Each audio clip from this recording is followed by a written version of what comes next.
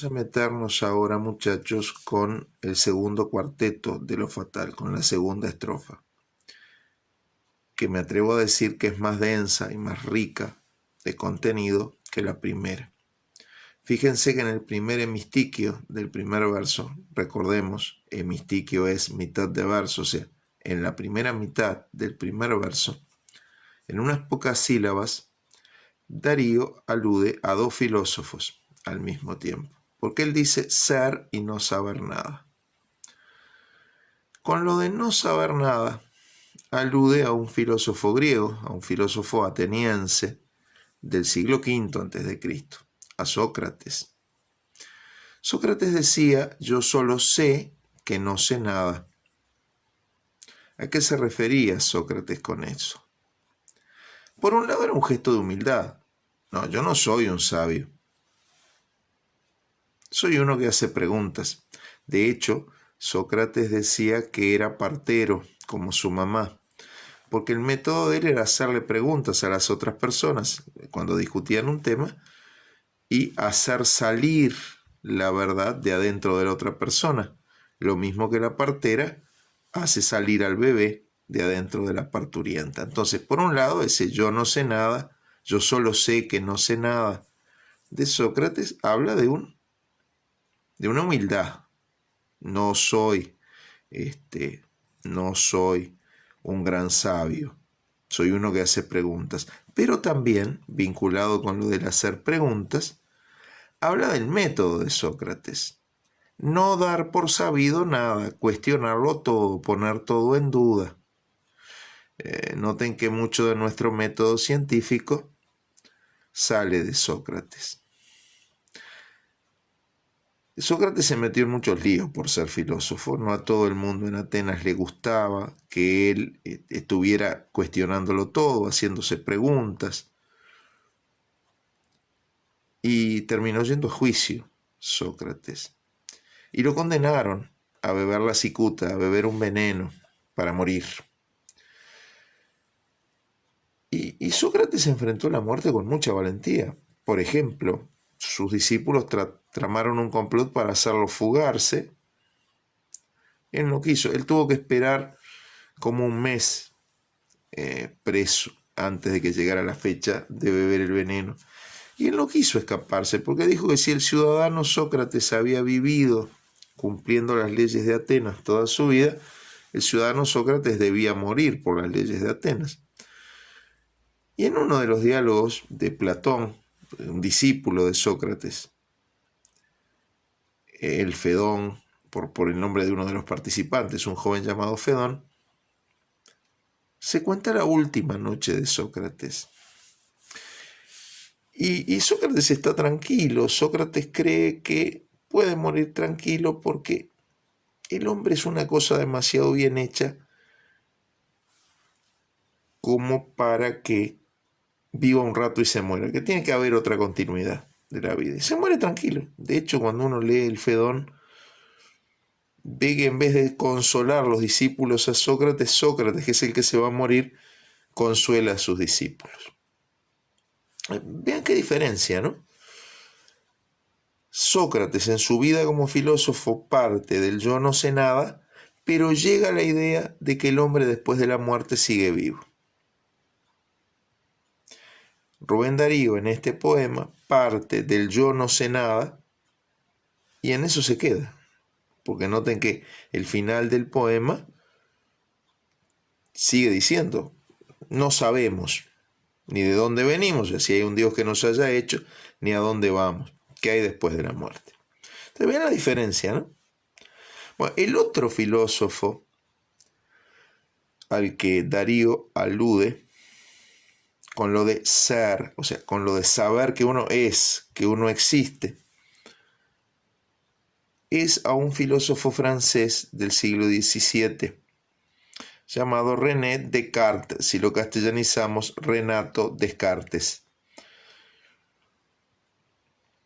que buscando una base para su filosofía, se dio cuenta de que había una cosa que es indudable. Él dijo esto, pienso, por lo tanto, soy, existo. en latín, cogito, ergo, sum. Pienso, por lo tanto, existo, soy. Y de ese saber que es, que existe, Descartes logra juntar argumentos como para demostrarse a sí mismo, en libros como El discurso del método, las meditaciones metafísicas, que existe el alma inmortal del hombre y que existe Dios, un Dios eterno. Vean la diferencia otra vez. Rubén Darío no puede. Rubén Darío sabe qué es, pero no puede pasar de ahí. No puede, como Descartes, llegar a convencerse de que hay un Dios y de que hay otra vida después de la muerte. ¿Sí? ¿Cuál es la diferencia que hay entre Sócrates y Descartes por un lado y Rubén Darío en este poema? En lo que nos muestra Rubén Darío en este poema. ¿Qué le falta al hablante lírico de este poema? ¿Y qué le faltaba a Darío en los momentos en que se sintió así de mal y por eso pudo escribir este poema? Le faltaba algo que se define con una sílaba sola, le faltaba fe. Fe. Es decir, creer, estar convencido. Nuestra sola razón sin fe no resuelve el problema de nuestra mortalidad. Cuando se puede dar el salto de la fe, creemos. Yo no estoy diciendo que Darío nunca haya tenido fe en Dios o en que haya otra vida. No, la tuvo. Lo que estoy diciendo es que en este poema refleja esos momentos en los que perdemos la fe o no la tenemos, o a las personas que no la tienen. Y que claro, angustia eso de nos morimos y después capaz que no hay nada. ¿Sí? Ser y no saber nada y ser sin rumbo, ¿cierto? ¿Qué es el rumbo en un viaje? La dirección que uno toma. ¿A qué se refiere con no saber? No estamos hablando de no saber de ingeniería. Mira, hacemos edificios, hacemos puentes, hacemos máquinas. No estamos hablando de no saber de física, de química, de biología. En ese sentido, nuestra razón nos permite aprender mucho. Estamos hablando, vuelvo a usar una palabra que utilicé para la primera estrofa, de no saber a ciencia cierta la respuesta a las preguntas metafísicas. ¿Hay Dios? ¿No hay Dios? ¿Hay otra vida? ¿No hay otra vida? ¿Ese Dios quiere algo de nosotros? ¿Qué está bien? ¿Qué está mal? No sabemos a ciencia cierta exactamente todo eso. Entonces, acá aparece uno de los tópicos latinos, el tópico homo viator. Homo viator. El hombre es un viajero, la vida es un camino. Camino en el sentido de nuestra conducta moral. Buen camino, mal camino. Lo que veíamos en Rodríguez, ¿no? Lo del diablo que lo quiere desviar a Rodríguez. Bueno, lo que está diciendo es que somos sin rumbo cierto, porque por un lado no sabemos si vamos a un infierno, a un paraíso, a reencarnar en otra vida o a la nada. Y por otro, no sabemos a ciencia cierta si hay un Dios que quiere que hagamos esto, aquello, lo otro en nuestra vida, o le parece mal que hagamos aquello de más allá. ¿Se entiende? No sabemos, ciertamente, cuando no tenemos fe. Presten atención a la conjunción y. Ser y no saber nada, y ser sin rumbo cierto, y el temor de haber sido, y un futuro terror. Y si ustedes siguen hasta el final del poema, no solo de la estrofa, van a ver que Rubén Darío incluye en el discurso muchas conjunciones y que podría perfectamente sustituir por comas, no en términos de sonido, pero sí en términos de gramática. Estaría bien que lo sustituyera por comas. Este recurso tiene un nombre, polisíndeton. Poli, muchas, síndeton, conjunciones, muchas conjunciones. Y se suele vincular con otro recurso, con la enumeración, la lista de cosas. soy, no sé nada, soy sin rumbo cierto, tengo el temor de haber sido. Ustedes acá tienen una enumeración, una lista, y un polysíndeton. Las conjunciones que se podían sustituir por comas, no se sustituyen, aparecen todas. Esto tiene un efecto acumulativo. Es como si a cada uno de los elementos de la lista, que ninguno es lindo, porque no nos gusta, uno sí, nos gusta estar vivos, pero no saber nada no nos gusta. El temor de haber sido no nos gusta. El futuro terror de lo que haya después, ahora vamos a explicar eso, no nos gusta. Entonces, hay un montón de elementos negativos, dolorosos, angustiantes en esa enumeración, y todos son marcados como si fuera un golpe, ¿no? Y con esa conjunción y. Aclaremos una cosa. Usamos polysíndeton muy a menudo para subrayar, para marcar. A veces lo hacemos inconscientemente. Si tienen hermanito más chico, escúchenlo cuando le cuenta a mamá lo bien que la pasó en el cumpleaños de un amiguito.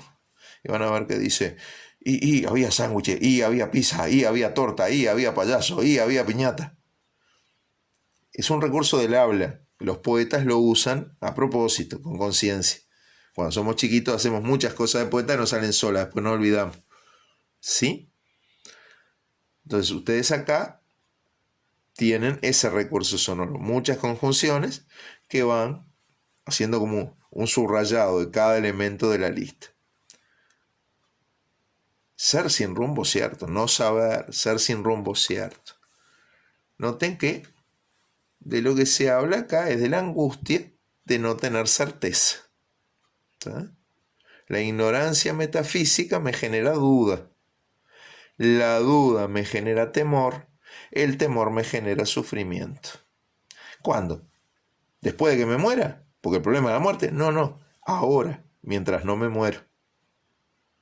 Mientras puedo pensar, pero me voy a morir y no sé qué después. Ser y no saber nada, y ser sin rumbo cierto, y el temor de haber sido. Y acá hay una palabra que Rubén no dice, que tiene que descubrirle al lector.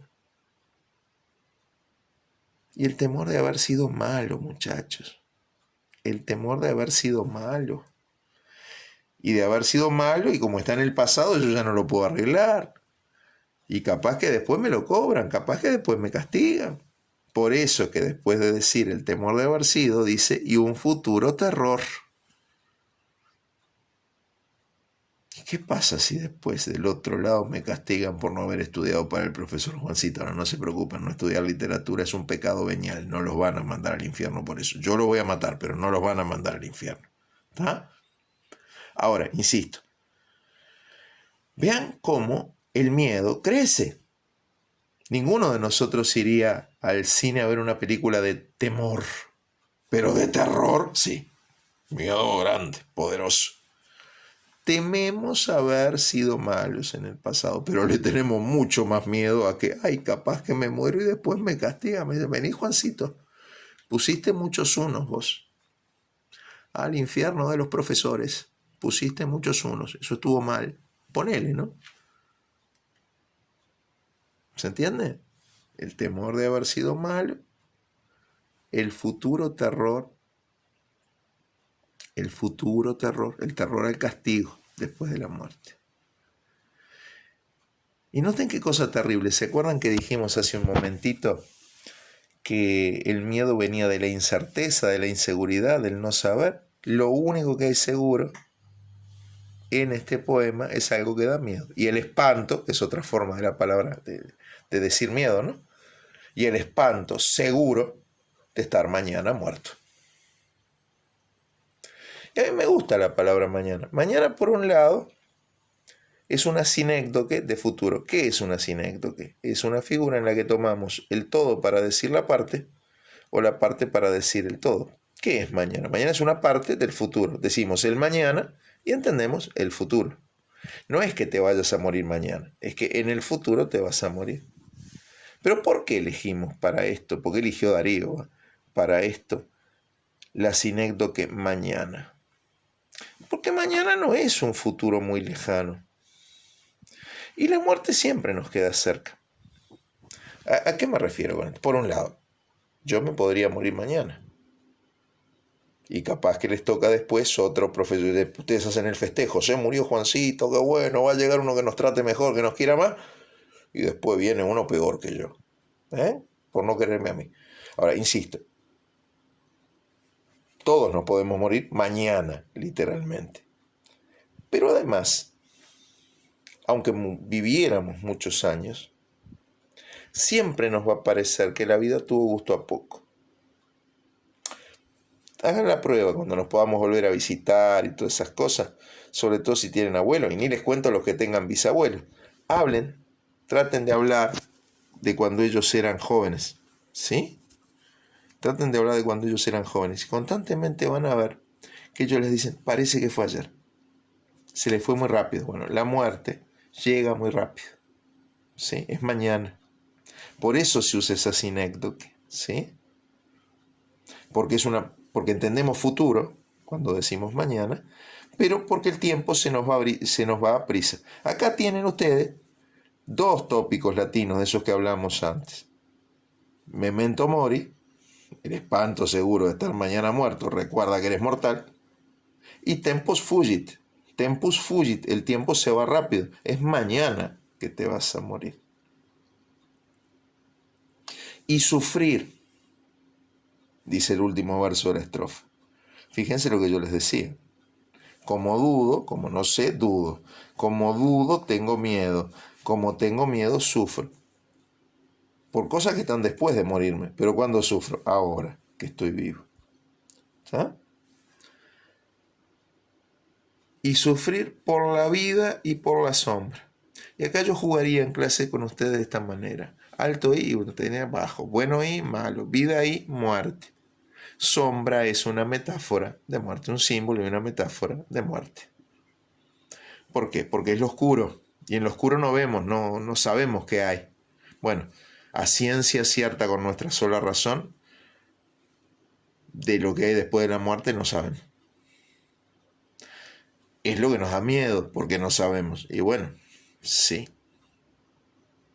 A la muerte un poco de miedo le tenemos.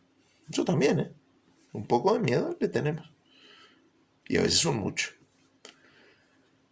Y en tercer lugar, chiquilines, porque sombra es oscuridad y oscuridad es lo que viene después del día, en la noche. Y bueno, desde muy antiguo, día es símbolo de vida, noche es símbolo de muerte. Entonces, sufrir por la vida y por la muerte. Sufro por las cosas que me pasan en la vida y sufro por la muerte. Cuando me muera, no, mientras estoy vivo. Y sufrir por la vida y por la sombra y por. Y noten que el verso queda violentamente incompleto. Esto es lo que llamamos un encabalgamiento. La idea empieza en un verso y sigue en otro. En este caso, en el primer verso de la última estrofa. Es lo que llamamos un encabalgamiento fuerte, además, porque el verso se corta en una palabra que por sí misma no tiene mucho significado. Por es una preposición, vale para habilitar lo que viene después. En general, este tipo de encabalgamiento se usa para subrayar lo que se va a decir después, porque claro, a lo que oímos que está tan incompleta la frase, queremos que, bueno, a ver, ¿cómo sigue esto? Y nosotros vamos a ver que lo que viene después es importantísimo para el poema. Pero eso no lo vamos a ver ahora, sino en un video que vamos a dedicarle a la última estrofa del poema. Pasen bien, chiquilines.